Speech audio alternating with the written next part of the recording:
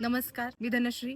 आज मी सिंहगडवरती फिरायला आले होते आणि सडनली मी माझा फोन चेक केला तर माझ्या फोनमधून माझं अकाउंट लिटरली हे गायब होतं.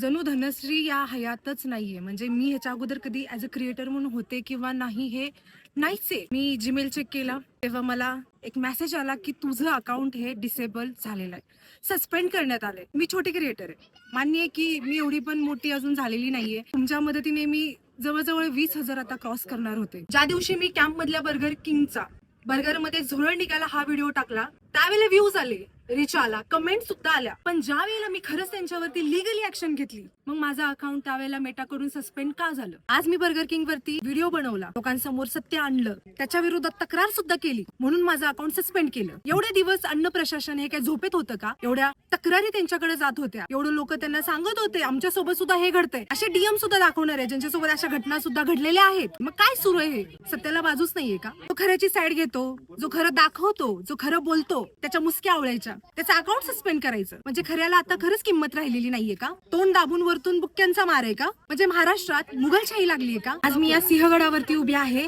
या सिंहगडाच्या साक्षीने सांगते, मी पण त्याच महाराष्ट्राची लेक आहे जिथे छत्रपती शिवाजी महाराजांनी लढायला शिकवले, रडायला नाही. जोपर्यंत या केसचा निकाल नाही लागत ना मी तोपर्यंत शांत बसणार नाही.